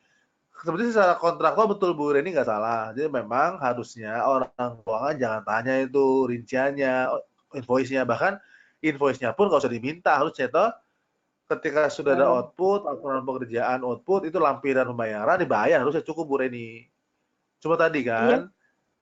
Betul Pak, tapi saya tapi saya ke inspektorat karena di orang keuangan DPKDA, ke inspektorat, jadi mereka bilang aturannya di pemerintahan dalam negeri masalah keuangan tetap pakai invoice. Nah aturannya mana? Sampai sekarang belum ada. Nggak ada Bu. Itu bukan hanya masalah aturan, itu masalah konservatifnya orang-orang inspektorat aja. Jadi sebetulnya kalau peraturannya nggak ada. Kalau kita bicara kontraktual, aturannya adalah ketika minta waktu di hari 2 kemarin kan, ketika meminta bayar itu lampiran-lampiran terkait bukti bahwa prestasi sudah dikerjakan sesuai kontrak kan Bu? Ya, prestasi udah oke. Sesuai dengan kontrak. Ya ada ya sudah dibayar, itu keuangan daerah cukup begitu. Tidak ada yang mengharuskan invoice itu kan internalnya perusahaan itu sebetulnya. Iya, Ya, jadi sebetulnya kalau secara keuangan daerah itu nggak ngatur. Nah, coba tadi Bu, kalau kita bicara pola pikir orang auditor ini kadang-kadang gitu kan, itu kalau apa namanya invoice-nya nggak dilampirkan sebagai bagian daripada penagihan, itu terkesan nanti ada temuan. Temuannya itu masalah toh bisa kerja cuma 4 bulan tanpa lembur gitu loh. Nah, jadi pola pikirnya pola pikir begitu, bukan masalah keuangan daerah, Bu. Itu pola pikirnya adalah kok bisa 4 bulan baru kenapa dibayar 6 bulan? Makanya itu saya bilang, supaya Ibu amannya, ya sudah, buktikan saja bahwa 6 bulan tadi itu sebetulnya uang segitu itu tuh tetap habis. Jadi si konsultannya dibayar bukan cuma invoice regulernya, tapi lemburnya juga, gitu aja Bu. Jadi kadang-kadang nih si auditornya itu pakai hal-hal yang formalitas gitu loh Bu. Sebetulnya Bu Reni udah betul itu, harusnya nggak perlu, bahkan invoice-nya nggak perlu dibayar, itu nggak perlu diminta. Nggak perlu. Itu Bu Reni. Ya Pak. Ya terima kasih Pak, tapi itu kendala di daerah gitu. Ya memang begitu. Jadi memang orang keuangan itu kadang-kadang auditor itu pola pikirnya masih pola pikir ya hal-hal yang formalitas begitu. Sebenarnya kan gampang diakali juga toh. Tadi kan. Jadi harusnya sih kalau tadi auditor kalau memang wajar kontraknya harganya murah, outputnya jadi sudah bayar aja. Kenapa minta invoice? Nah invoice itu kan akhirnya apa? Akhirnya daripada tadi kalau konsulen nakal, udah Bu, gampang saya buat aja Bu Reni gitu kan. Maunya berapa sih? Nah dibuat invoice-nya gitu kan dengan tambahan lembur segala macam jadi juga. Padahal SS-nya bukan begitu harusnya sih. Nah, so kadang-kadang betul. Jadi kan saya kan kadang-kadang juga audiensnya auditor tuh. Memang kadang-kadang auditor ini terlalu formal, legal formal sekali gitu. Harusnya sih nggak boleh begitu. Masalahnya kan sekarang kalau tadi, sekarang kalau auditor bilang begitu, berarti si DPKAD akan bayar berdasarkan rekomendasi inspektorat kan? Ya. Pemula. Ya, awal tadi kontraktornya bisa ngamuk tuh. Ya kayak sekarang saya harus membayar tuh di akhir November baru bisa 100%. Sementara produknya udah dipakai untuk DAK gitu Pak. Oh alah. Ya nggak fair juga sih ya. Nggak fair lah itu, nggak fair. Betul Bu, jadi Bu Reni udah betul sebenarnya tuh. Jadi boleh dibayar karena kontrak itu kan lamsam kan. Lamsam itu berdasarkan output, sudah betul itu Bu, sudah betul. Sudah betul itu. Jadi nggak ada tuh bahwa dalam pengelolaan keuangan daerah invoice nggak ada Bu, nggak ada. Ya, terima kasih Pak. Ya, baik Bu Reni. Ya, Assalamualaikum. Waalaikumsalam Bu Reni. Oke, lanjut ya Pak ya. Ada pertanyaan lagi. Pak Effendri. Iya, pada Permen PU nomor 22 tahun 2018, konsultan pengawas dibayar 90% saat PHO. Sisanya dilunasi setelah FHO. Bagaimana penganggarannya bila FHO pada tahun berikutnya? Iya. Nah, makanya waktu bikin anggaran Pak Effendi, kita tahu bahwa penjadwalan itu kan penting. Jadi mengaitkan antara hasil kerja konsultan perencana atau pengawas dikaitkan dengan pekerjaan konstruksinya kan. Artinya kalau konstruksinya memang masa pemeliharaannya itu melewati tahun gitu kan. Oke. Oleh karena itu berarti ada 10% nilai pekerjaan yang akan pasti dibayar setelah pemeliharaan. Maka waktu dianggarkan ya 90% dianggarkan di tahun itu, kemudian 10%-nya dipending dianggarkan dibuat. Jadi mekanisme penganggarannya sama aja Pak, ya nyusun RKA untuk tahun depannya.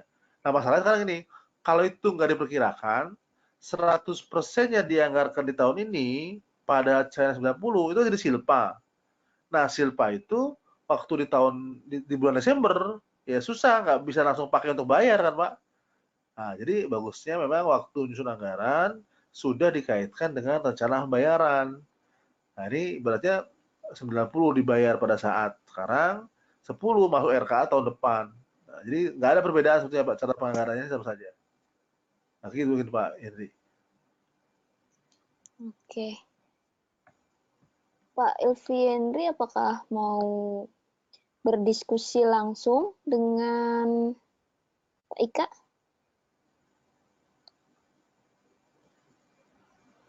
Halo, Pak Ilvi Henry.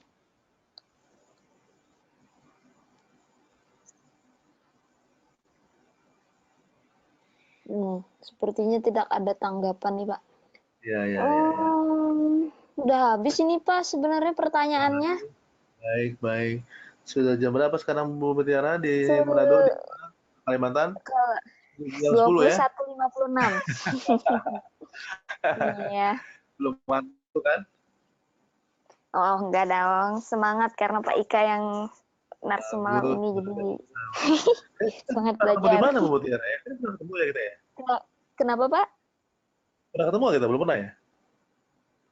Mungkin saya pernah atau saya sering ngikutin presentasinya Bapak gitu. Saya duduk dengerin, ngeliatin gitu, Pak. Kalimantan dari Jakarta, mau ketemu ya? Ya bisa aja pas acara apa gitu kan, Bapak lagi di depan gitu ngajar. Oke. Pak, nih gimana nih Pak kesimpulan dari ini hari terakhir ya Pak ya? Kesimpulan dari kesimpulan dari ketiga rangkaian acara nih, Baik. Ya, betul sekali Bu. Jadi pertama, kalau kita bahas tadi kan mengenai PP 12, itu adalah PP yang menggantikan PP 58, PP sebelumnya. Menggantikan artinya apa? Berarti yang lama sudah tidak berlaku ketika ketika PP ini berlaku, diundangkan ya.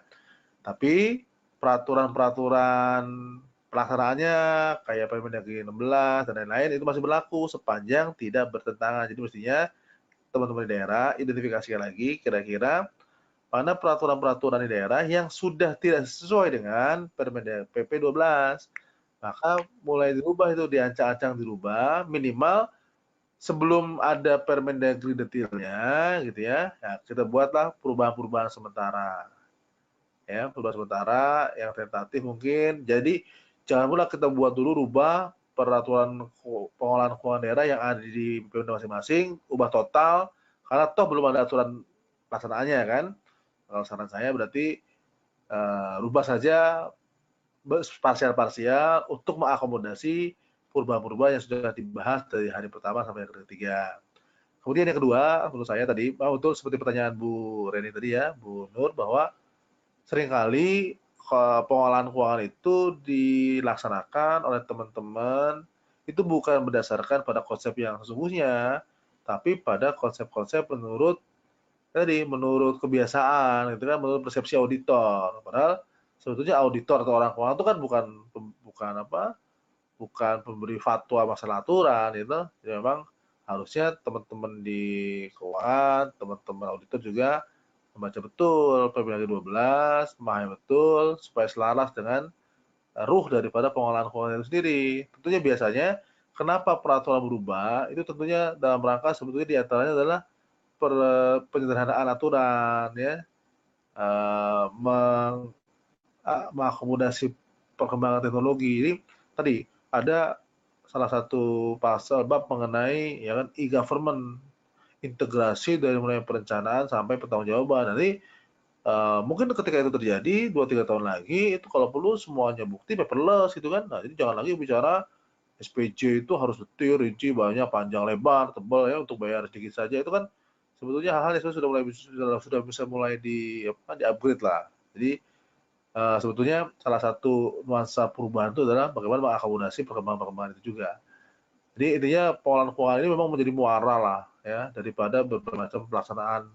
Karena bicara Pemda, ujung-ujungnya kan belanja daerah. Daerah itu ujungnya adalah bagaimana menggunakan uang, menghabiskan uang. Jadi memang peraturan yang penting dipahami itu menjadi ruhnya keuangan, menjadi ruhnya belanja, PBJ dan lain-lain lah. Muaranya juga kepada pengolahan keuangan di daerah. Mungkin begitu Bu Mutiara, mudah-mudahan Bapak Ibu semua ada manfaatnya selama 3 hari.